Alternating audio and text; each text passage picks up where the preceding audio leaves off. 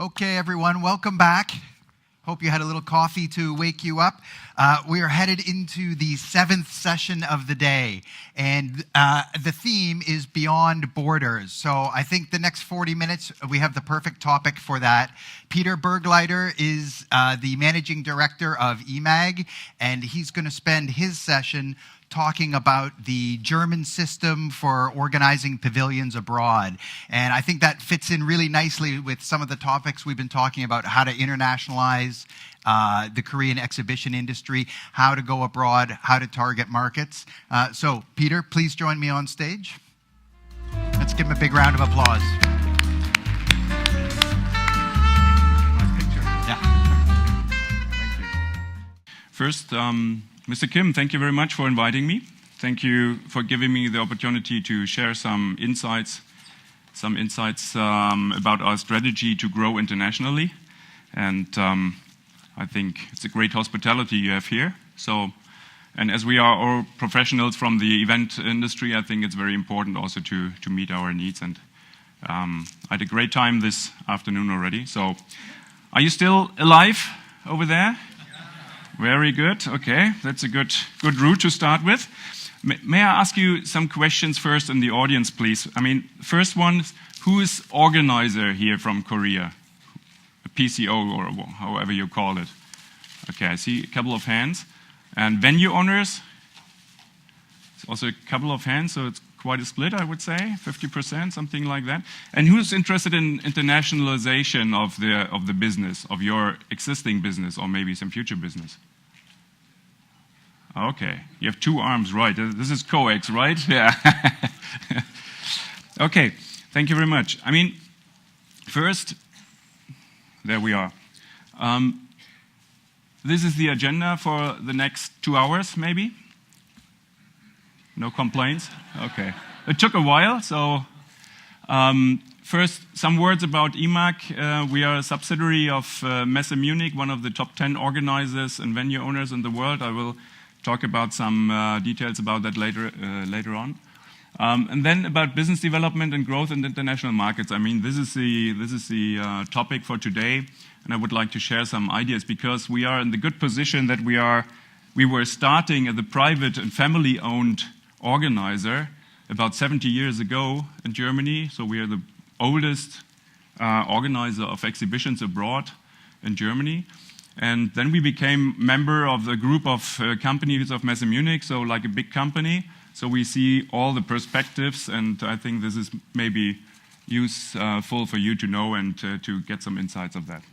German pavilions, Mark, you touched this point. I mean, this is one of our formats. We are doing business abroad, and maybe I could share some opportunities for Korean organizers also with you.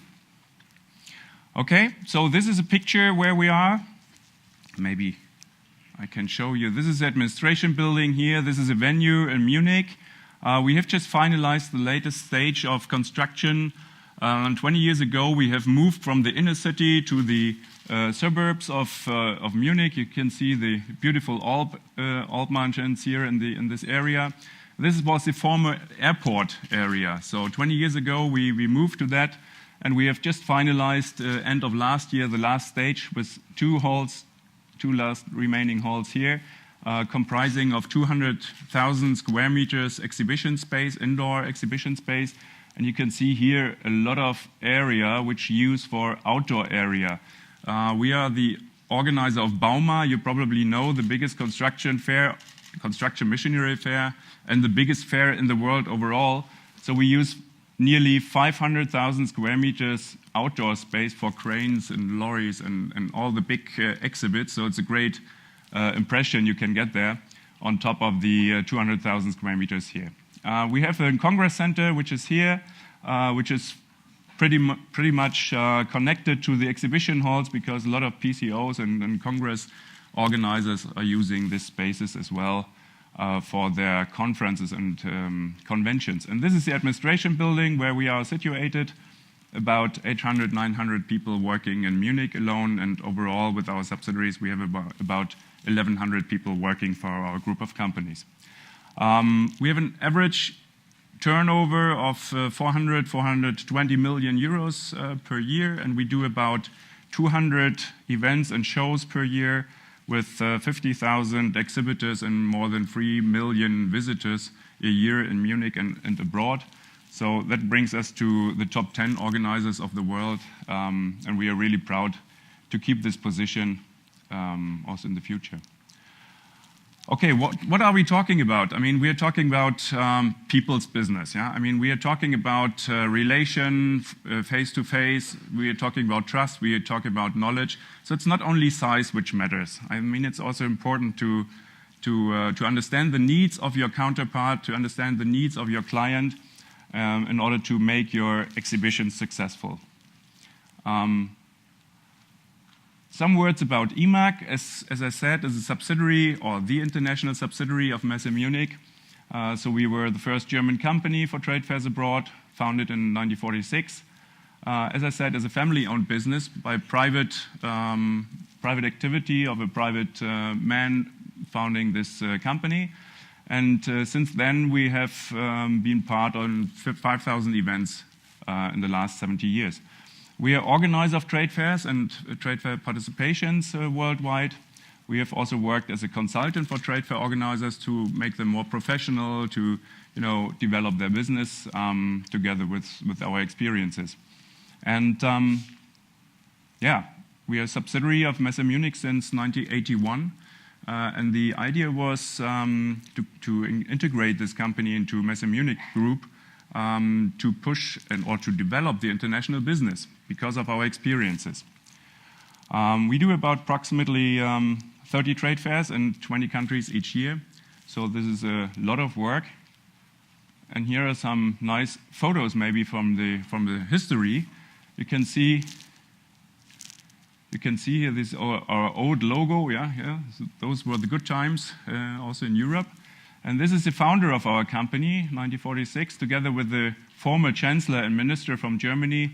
And this one was actually quite interesting. It was a German technology exposition or exhibition in Cairo, in Egypt. It was 1956, where we organized about 400 German companies presenting their products in Cairo. That it was quite a unique way to go to other markets. So it was not a B2B exhibition or B2C. It was a mixture of everything, and it was a really, as you can see, very attractive and a lot of attractiveness to people because it was a unique exhibition we did there. We called it Techno Germa, coming from technologies in Germany, so German technology. And we also did it in India, 1988, Sonia. You might not remember because you were too young maybe then, but... The only thing is the hall is no longer there. Yeah, right. The hall is not longer there. So it's... and out of this experience, we also developed our own exhibitions. Here you can see this is the exhibition center in Iran, in Tehran. We are active in Tehran since for 40 years, I think now. Doing our own shows also during the sanction times, and this is also the opening ceremony of Vietnam. We do a show in Vietnam as well. So I think this is a good example how to develop business from doing participations or German participations up to create own business with own brands. Why are we going abroad? I mean, of course, you have clients. We have clients in Germany and in Munich in our existing fairs, and we would like to guide and go with them to other markets. So if they decide to go there, they should go with us, not with someone else. And that's why we are accompanying them around the world. Of course, there's a benefit also for the home market, which is very important for us because based on our activities in international markets in the last centuries, decades, I would say, the numbers of visitors and exhibitors from those regions where we did these fairs have tremendously grown to Munich. So in 5 years, for example, we have a big fair called IFAT, which is for environmental technologies, wastewater treatment, and so on. And doing shows in India, for example, with IFAT. We have 3 shows of them now in India. We have increased the numbers of visitors to the Munich mother show by 10 times. So this is really important business, and it's also protecting your own brand in your home market. So this is one of the biggest arguments. Customer loyalty, of course, because if you do the shows successfully in other countries, they go with you, they trust in your brand, they trust in your activities. And of course, the market development. I mean, we have seen in the last years, I would say, really volatile markets. Yeah? There's an up and down in every market. So, and doing business abroad gives you the opportunity also to react on that and maybe to shift your activities from one region to the other, and therefore you need experiences in other markets. How do we do that? That's also a question. We have 4 different types. We have created subsidiaries. I will come to that a little bit later on. We have our activities with EMAG, and we have a network of worldwide representatives. So we're covering about 130 countries with 80 people promoting and selling our shows in Munich, but also abroad. And we are also one of the operators or shareholders of SNIEC. You can see it here. This is SNIEC, the Shanghai New International Exhibition Center, which we opened 20 years ago with 2 other German colleagues and a Chinese shareholder and partner, in a similar way like Kintex is doing the joint venture in India. So we are operator and shareholder of this exhibition center, which gives us the opportunity to work and act as a venue owner in other countries as well.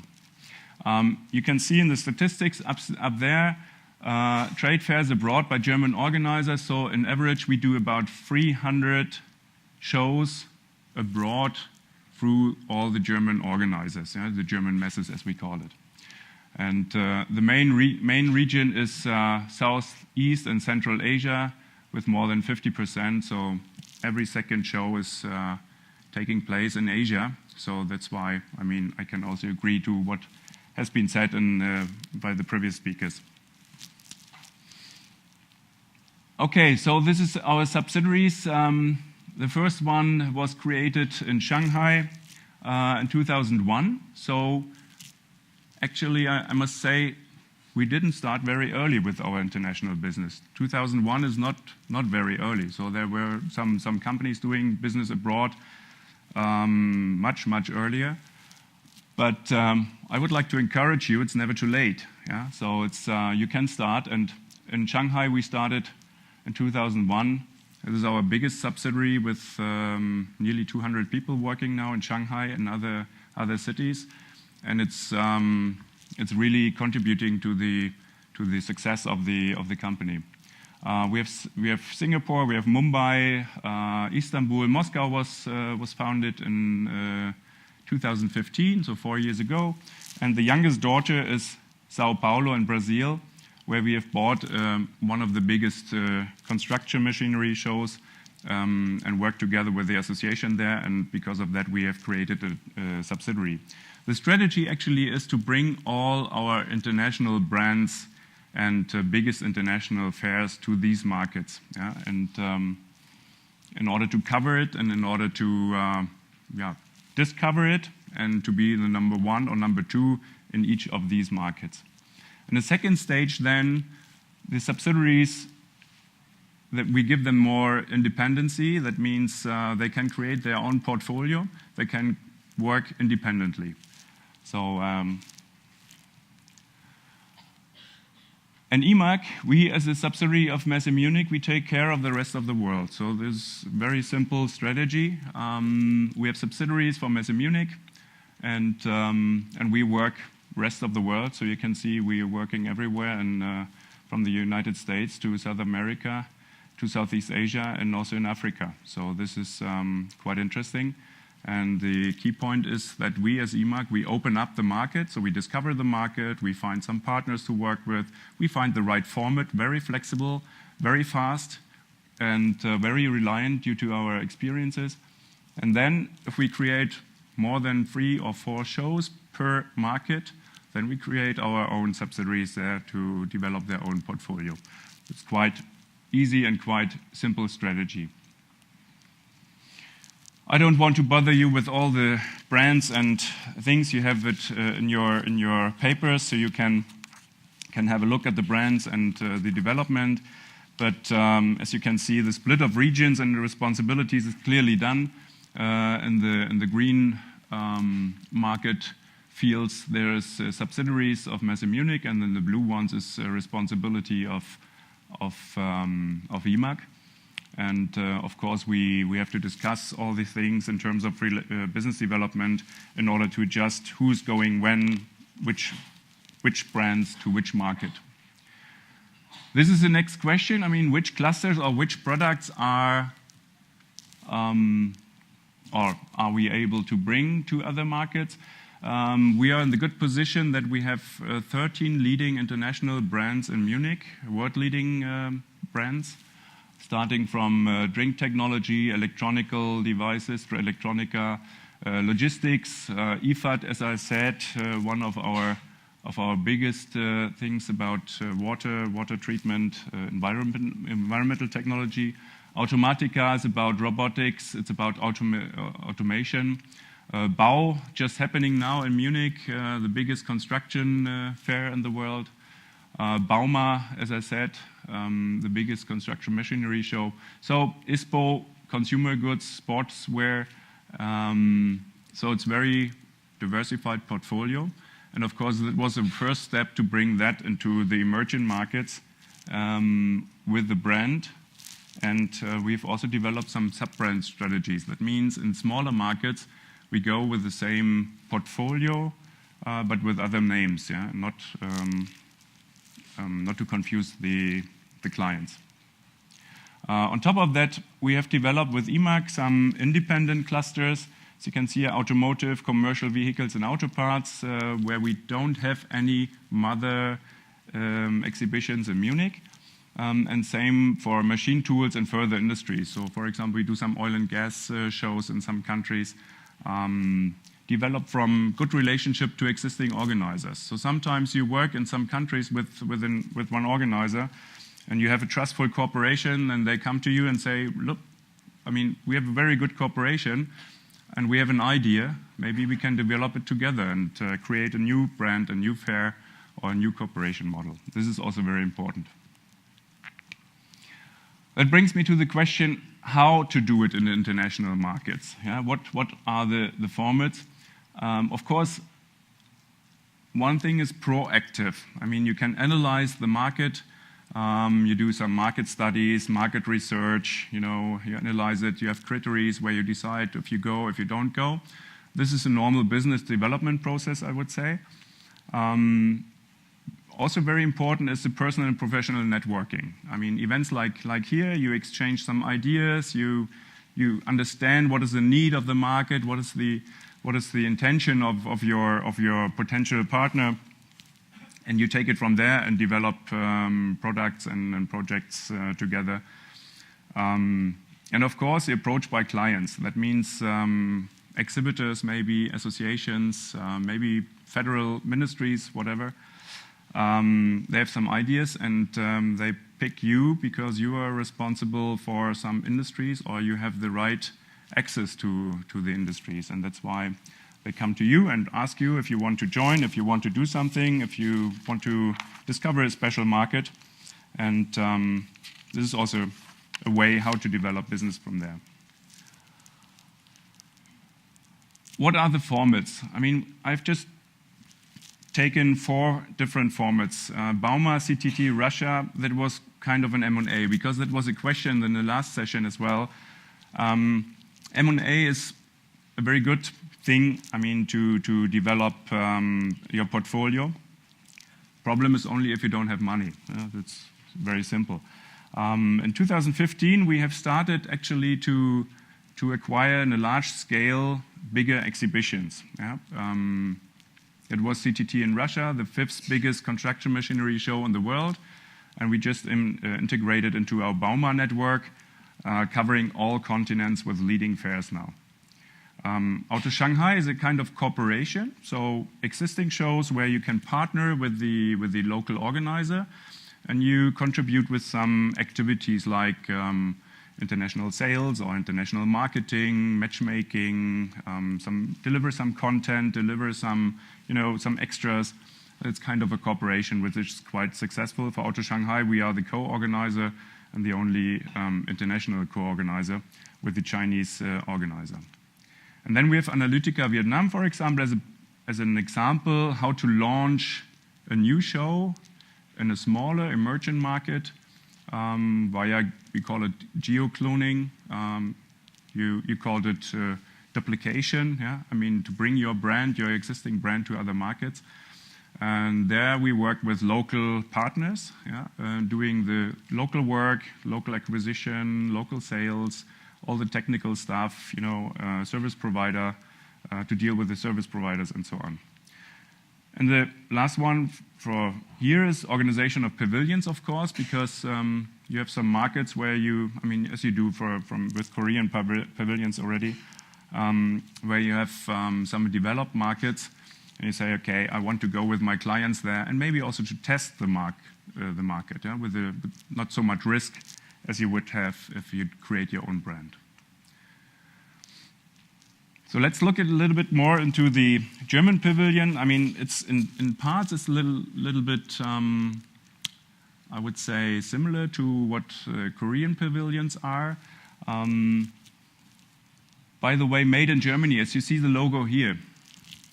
Do you know where the history of this Made in Germany slogan was created? Quite interesting to see, because about 150 years ago, there was a time we called it the industry revolution in Europe.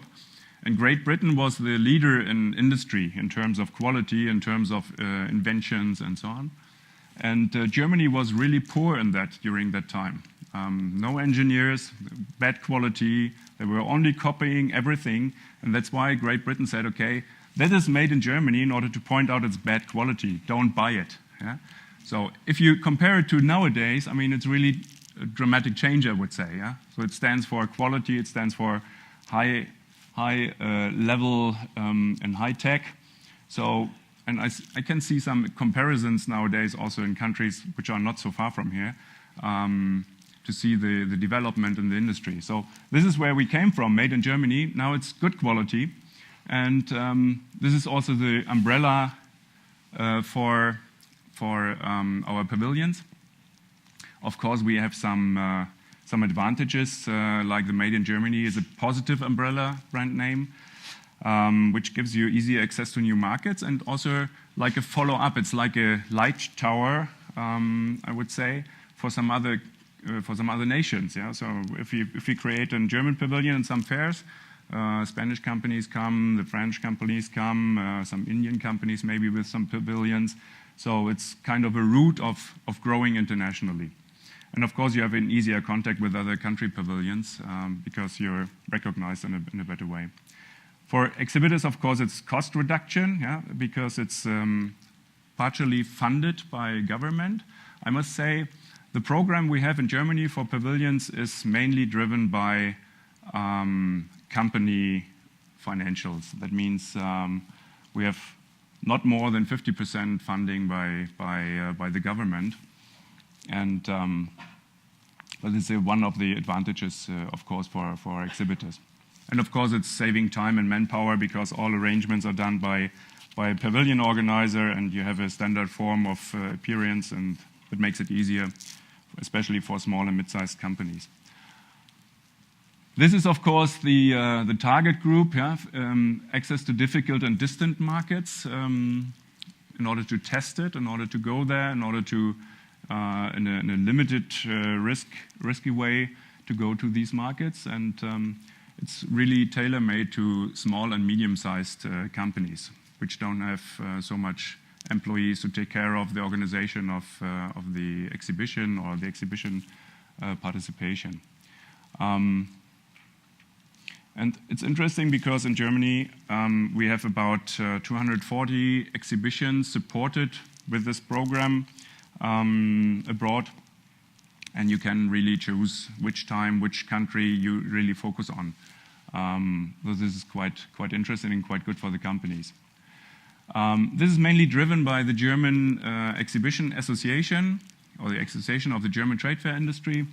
And their responsibility is, of course, to represent the interests of the German exhibition industry. So in a similar way, like ACAI, members of the association are venue owners, are show organizers and service providers.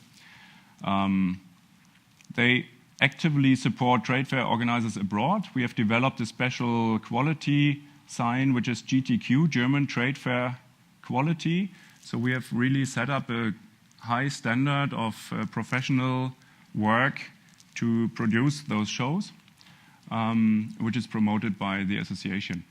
We can also advise federal institutions, so that means we also tell some ministries where are the emerging markets, what are the industries you really have to focus on, and this is also for them quite interesting to have a constant relationship with the industry and associations. And of course, it's promotion of German pavilions, so on the website, and they do it through the normal things, ads, marketing campaigns, and things like that. You can see it on the website. I think it's similar like you do in Korea. If we compare it, I don't want to go into too much details about that. I mean, the target group is clear. It's small and medium-sized companies. Also, we have a special program for startups. Yeah, Sonja, you mentioned it. So startup is very important. And innovative enterprises to push and to foster the upcoming technologies. And we have similar programs for the ministries of economics and agriculture. It's two different ministries, but it's one program, and this is quite efficient. And on top of that, we have special programs for energy efficiency, because it's very, very important, because it's not really dedicated one industry, so it's an umbrella brand. And we also do special branches events like High Techs, which is textile special show. Yeah, it's a show in a show from Germany, supporting an existing show. So we did this in Mexico, for example, with an existing show, or in the US, and we put some more content on that. Yeah, the government puts a budget of about 42.5 million euros per year, financing about 240 shows in 47 countries. And yeah, I mean, we have a special program. The funding of the first and until the fifth participation is the higher funding for companies. So after that, we assume they are settled in the market and they don't need so much funding anymore, and that's why the funding rate is going down a little bit after that. Main services, I mean, space, booth, and all these things are supported. Others, like side costs for exhibitors, like logistic, travel, and so on, it's not financially supported. That has to be taken by the companies themselves. And we have a minimum of 10 participating companies in order to form such a German pavilion. By the way, we do German pavilion in 2 months from now here at the Seoul Motor Show for a couple of years already, together with KAMA, the Korean Automakers Association. And so this is also a quite interesting thing, also to discover some other markets. Yeah. What is the role of the pavilion organizer? I mean, about 30 years ago, I would say it was more the technical realization of the pavilion. Nowadays, we have some other opportunities and tasks. I mean, at the end, we are also representing Germany abroad, because we are also organizing receptions with the embassy, matchmaking programs, conferences with it. We do fair tours, site inspections on site. So it's a big variety of tasks we are doing next to the technical realization. And of course, it's also fostering our position in competition, because you get to know the markets, you get to know potential clients, and you do a little bit more than just building stands there for them. And that could be also the route for strategic business development in target regions, because you have first contact to your clients and you can maybe grow or develop your own shows or some further activities in the markets. yeah, German pavilions, how to get there. I mean, it's an industry interest first, so associations or big clients, they apply at the ministry and say, oh, I would like to go in this market with this exhibition, can we get a support there? Ministry decides to integrate or to involve it in the AMP, which is the program, the abroad exhibition program. Then the ministry is setting or sending out a tender for pavilion organizers. So this is kind of a competition. So it's not secured that everyone can do it. So there's some criteria, and so it's a real tender for 240 fairs a year. So it's quite a lot of work. And after getting the confirmation, you start to realize the project work, very structured. You do evaluation during and after the fair, and also do the financial settlement with the exhibitors and with the ministry. Yeah, I mean, there are some benefits for the organizers as you are. Of course, such pavilions have attractive and large exhibition spaces. This is attractive to other exhibitors. Can be a core area in your exhibition. It's competitive pricing because of the funding of the governments. The prices are going down for the exhibitors, which makes it more attractive to them to participate or to take some bigger spaces. You can expand in new markets. So sometimes we go also with German pavilions or European pavilions to other fairs in order to test the markets. With no risk to go there and see, I mean, is the market there? Who are the clients? How's the structure? Talk to associations, talk to local entities and ministries and so on. And at the end, it's also a decrease of individual workload because you don't, as a pavilion organizer, you're taking care of all your clients, and as a fair organizer, you don't have to deal with each one individually. So that's easier. For exhibitors, I've also talked about that international business development, so you can also test the markets in a known environment. And you can also see the competition on site, and it's more cost effective because of financial support of the government. And you don't have to take care of any activities because the pavilion organizer is doing everything for you. So you have one single contact to those shows. Yeah, summing up, I mean, it's really, there are some opportunities for Korean organizers. When I listened to the lectures, the previous lectures, I was wondering how Korean organizers are strategically entering international markets, because I think there's a difference if you do it through COEX, because you have your own brands, you have a venue, you have different pillars to work on. That's easier sometimes because you have a lot of experiences and international network due to your local business and your home business, like Kintex and COEX. What's happening to the private and small, medium-sized organizers? That's even harder to go to other countries, also financially. So as I said, we have, for example, we have a Korean pavilion. You already do it. You could also think about cooperation with local organizers, because in every country you have to have a local organizer or a partner to support you, to understand the cultural differences and so on. This is quite essential to work with local partners.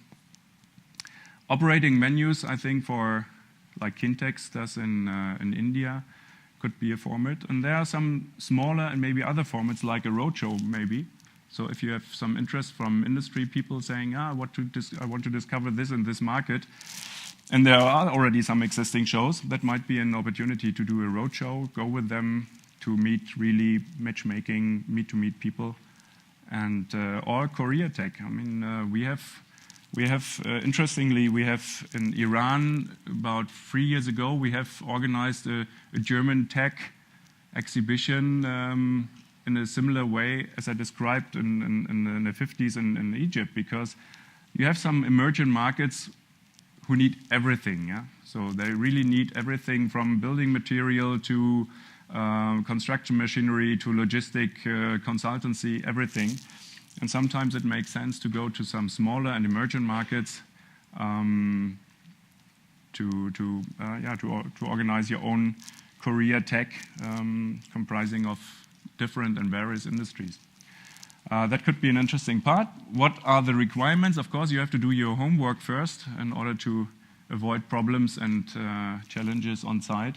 You have to have a business plan, of course. And the most important part, in my opinion, is contacts with the respective industry. So if you don't have relation to your clients, to your people, and you don't understand the need to enter the markets, you're going to probably run into bigger issues. And of course, you have to have intercultural competencies, like language skills and willingness to travel and so on. This is a route for doing business and to interact and communicate with others in the world. And the ability to react fast in an ever-changing environment, because we have a rule which is called 80-20. You can prepare everything in 80%, but 20% is improvisation on site and reaction on ever-changing environments. I mean, Sonja, you probably can tell us a little bit more about the issues also in India you have on site, and therefore you need some dedicated staff. So this is some ideas and some rough summaries about how we did it and what is our responsibility, and I hope you find it interesting, and if you have any questions, I'm happy to answer it. Thank you.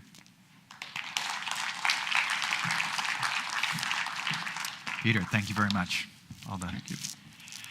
I was wondering, based on what you'd heard through some of the earlier presentations just about the Korean market, do you see some clear opportunities for Korean pavilions to be organized? Korean pavilions in some other markets? Yeah. I mean, of course, you should know better than me, but I think you mentioned a little about the shifting from European markets to Southeast Asian markets or Asian markets at all. I think Southeast Asia could be some opportunities for some shows. And you already, COEX, you have mentioned that you do a lot of shows in Vietnam already. We see a shift also from China to some other emerging markets like China, like Indonesia, right. like Thailand and so on, for some industries. And I think there are some potential to do some shows, own shows, with the brands from Korea, but also with pavilions maybe as a starting point. How important do you think it is for, you mentioned in one of your slides that there was a federal budget from Germany to subsidize some of the costs. How important is that as a catalyst to get the pavilions going? Is that necessary, or can it be an industry organized initiative? We have made an evaluation for those exhibitions, for most of our exhibitions, asking the clients, is it necessary or is it very important in your decision process that you get some funding, that you get some financial support from government? And most of them said, yeah, in the very beginning it is important. Not only financially, but also in terms of organization work. Yeah? Because, I mean, we're talking about small, medium-sized companies with 20, 25 employees. Right, they don't have the depth of personnel to help organize. They just want to have a market, they just want to have their prepared area and everything, and this is also releasing their workload dramatically. Any questions for Peter? Can we get a microphone down the front to David, please? Thank you, Peter. Outstanding information that you shared with us.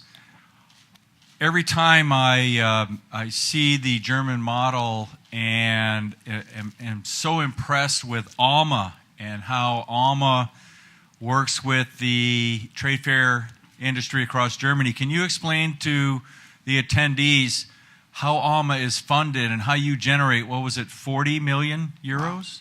Was it? No, I mean, that's an incredible budget. Yeah. For example, in the United States, our U.S. Department of Commerce, you know what they support the trade show industry with? Big zero. Our friends in Germany have an outstanding model.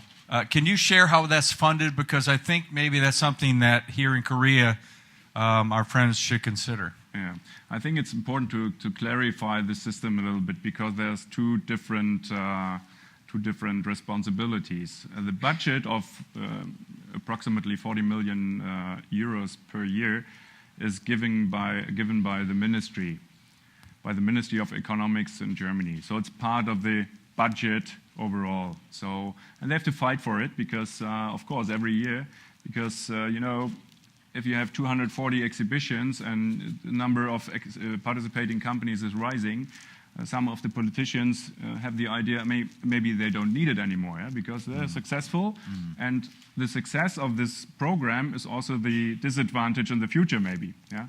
So the money comes from the ministry.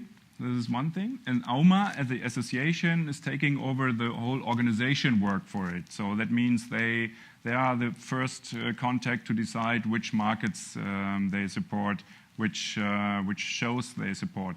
10% of those 240 exhibitions per year are new shows.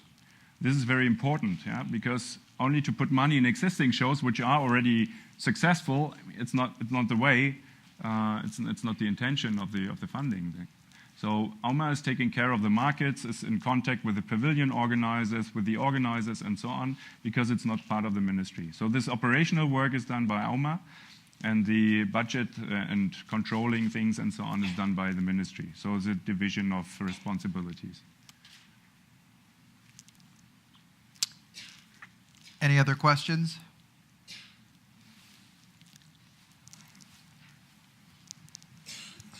Hello, so we're here from Kotra, and we also fund exhibitions like you guys do. But then I was just curious. So we have two kinds of exhibition subsidizing program. The first one is the country pavilion, the Korean pavilion. Then the second one is individual subsidy program. So what this is like the country pavilions, we select 110 to 20 per year, and this is like approved by the Ministry of Trade, right? But then the exhibitions that are funded through the individual subsidy program, there's no limit on the exhibition, so they can go to exhibitions in Africa or Europe or Vietnam, but maybe these exhibitions are not funded through the country pavilion, right? So I was just curious how AUMA, if you guys have other subsidy programs that is not the country pavilion subsidy program. That's right. On top of that, we have federal states supporting supports. That means we have 16 federal states in Germany, and each of them, they have a special program to support special industry, which is important for this specific region, maybe. So company can apply for an individual support, financial support to those federal states. This is one thing, but individual support from ministries overall in other markets for a single company is not possible. So because we have this joint pavilion thing with 10 companies. Yeah, there are some special events where maybe have only 7 or 5 companies sometimes, but the normal thing is 10 minimum participating companies. Yeah. Thank you. Yeah. All right, I think we better leave it there. Peter, thank you very much. Well done. Thank you very much. I think we've got to do a photo. Yeah.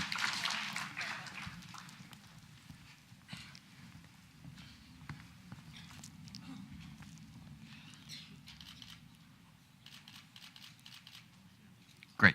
You got it? Okay. Thank you. Thank you very much.